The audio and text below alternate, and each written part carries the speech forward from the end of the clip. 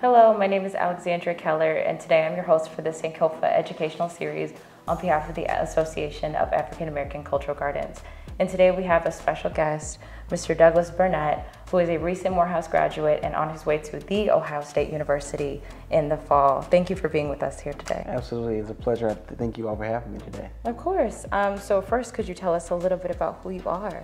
Certainly. Well, my name is Douglas Burnett. I'm a recent graduate of Morehouse College. I graduated actually just last Sunday, May. Congratulations. Thank you so much. I appreciate it. You're welcome. At Morehouse, I majored in political science and also minored in sales and sociology, all while on the pre-law track. And I'm originally from Cleveland, Ohio. And as you said in my introduction, I will be attending The Ohio State University in the fall to advance my education by obtaining a Master's in Public Administration. That's fantastic, and welcome home. How's it been to be home for a little bit? It's been good. It's been good. As I was saying, it's enjoyable to see such nice weather and sunshine. It kind of reminds me a little bit of Atlanta. The sun is shining most of the time, so it's good to come back to some of that sunshine. Oh, I love that.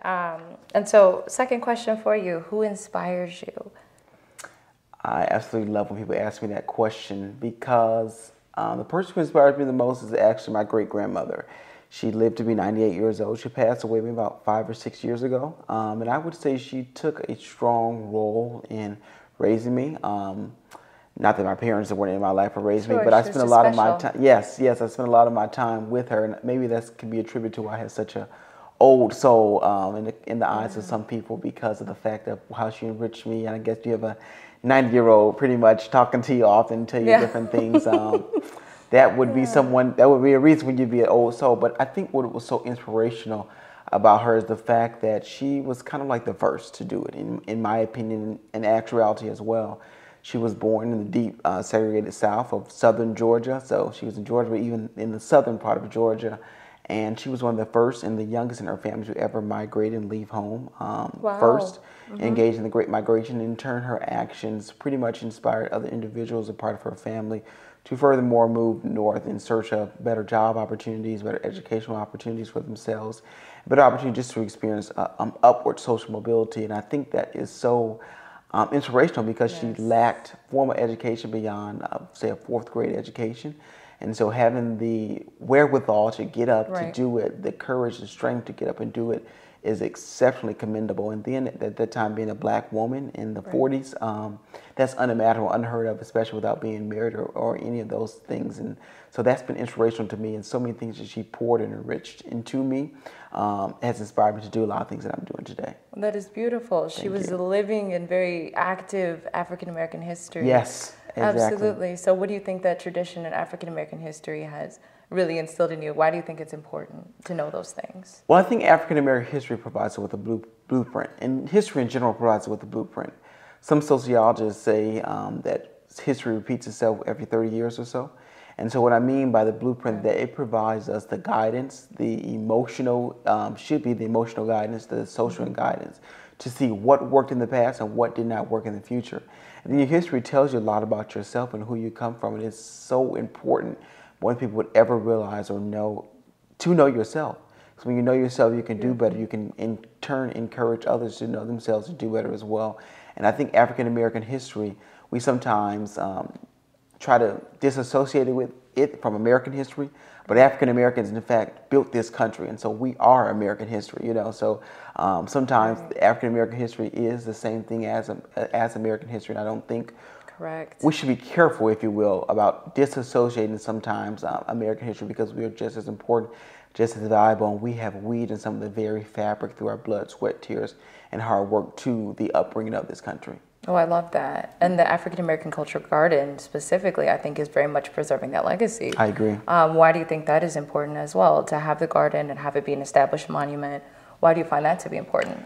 Well, first of all, I think I must point out the clever ingenuity that it took for whoever came up with the cultural garden concept in general. I'm not quite certain who did that, but if it was a mayor or someone on the planning committee, commission, that was clever, a clever idea they came up with. And I think it's all the more critical and important that the African American society, and particularly our cultural garden in particular, is one that stands out and is one that is unique, because we make up a strong majority of the individuals that pretty much populate this city in the African American culture. And our culture is strong, it's unique, it's diverse, which a lot of people sometimes do not realize the diverse nature of the African American culture. But I think that it is exceptionally important that we continue to host events like this, where we have different series to highlight the work that other African Americans are doing in the community, not only to shed light, but also to catapult the overall existence of the African American culture and positionality here in the city of Cleveland. Oh, that's beautiful. I hear a lot of your major coming out. Yeah. I hear a lot of the walk that you've had so far. What lessons do you think you've taken with you along the way up until this point? Two things pointing back to my great grandmother, she always said, never be afraid to stand alone, and don't worry, don't hurry. And of course, in my young age, I didn't understand the gravity of what that meant at that time. But I would say never be afraid to stand alone has always taught me that. Even though you may be in the room, you may think that it's the right decision, and as long as you know deep in your heart, and if you took some time to counsel and meditate that it's the right decision for you and it's going to impact other people in a positive way, you may just so happen to be the only person that stands in that line and says, I'm the one that's going to stand up and be the change. I'm the one that's going to stand up and be the difference in this situation. That's all the more what makes it important, because people will know, people will remember, people will always know when you stood up for the right thing. They'll always remember how you treated them.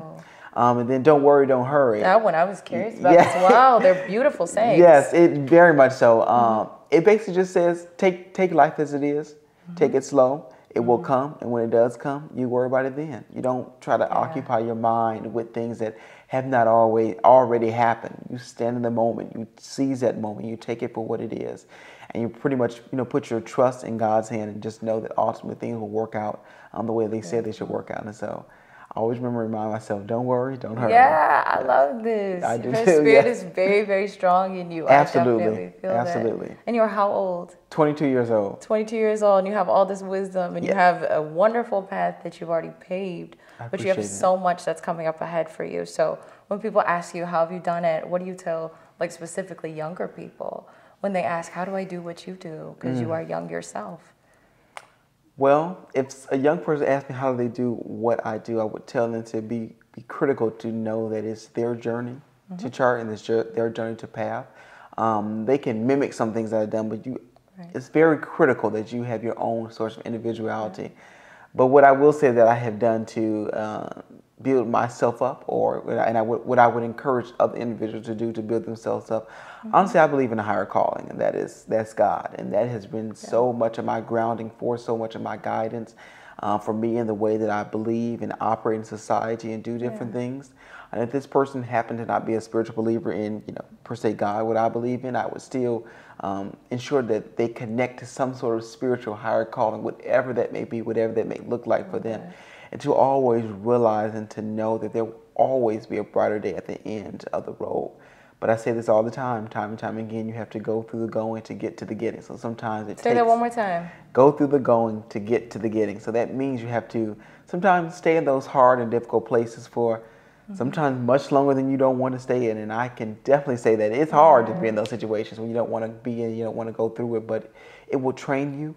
It will encourage you. It will mold you to have the positionality to understand what lies on the other side of this struggle, if you will. You go from struggle to triumph. I love that. And so final question for you. You, with the trials and overcoming the obstacles, you have had quite a career so far. Would you like to highlight some of your main accomplishments, things you're really proud of? Yes. And I thank you for asking me that question, because sometimes welcome. I'm not sure enough to highlight some of the things that I do, and I don't really stand and embellish in the moment. But I would say definitely graduating from Morehouse College would probably be one of my momentous accomplishments thus far.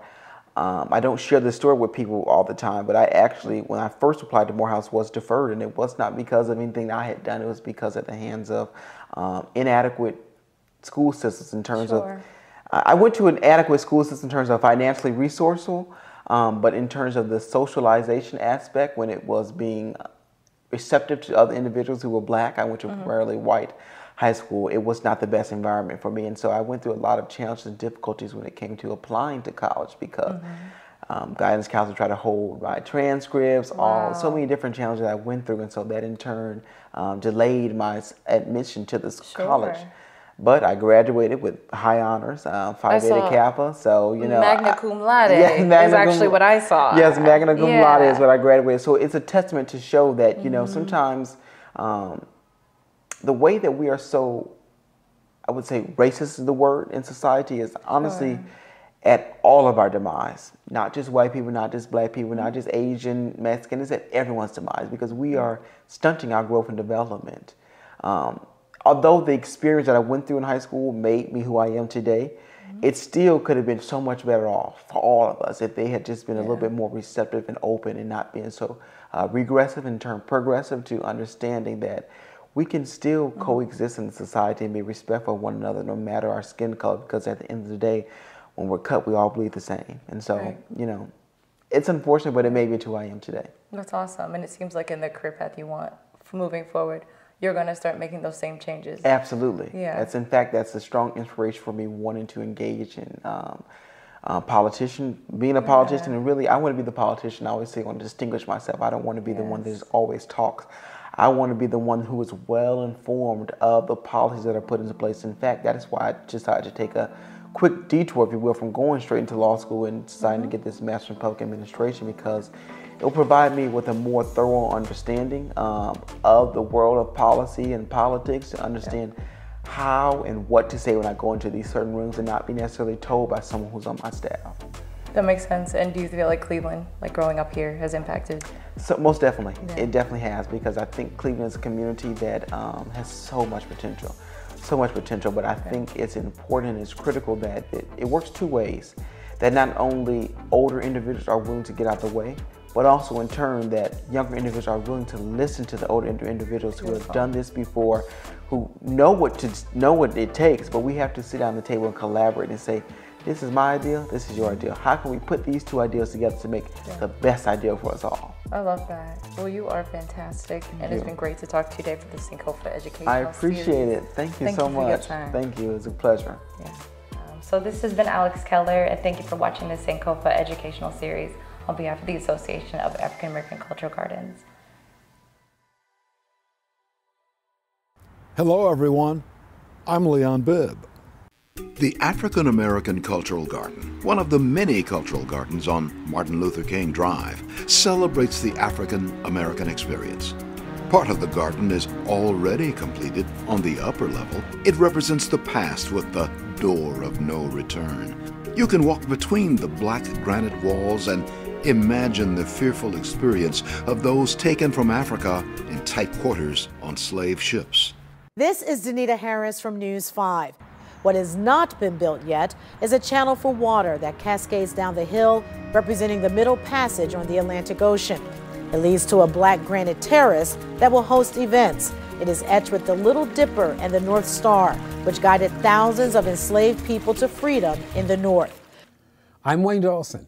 The water will continue to flow down the hillside in reference to the Ohio River and the Great Lakes that facilitated the journey to a better life. It also marks the continued struggle of black people to the present. The garden will end at Martin Luther King Drive. The entire structure will symbolize the spirit and tremendous resilience of our parents, grandparents, and great-grandparents who came from the South to a better life in the North. This is Harry Boomer. The future platform beside the MLK Boulevard's walking trail will have benches and a water feature that gives homage to our past and hope to our future generations that anything is possible regardless of the challenges. This is Obi Shelton. Let's finish it. The African American Cultural Garden has a portion already built at the top of the hill. With your help, it will cover the entire hill as a magnificent tribute to those who came before us, as well as a symbol of pride and hope for future generations. We need your donations of money, time, and energy to make it happen. Everybody can contribute something. We can do it. Click the support button to get involved. Let's finish it.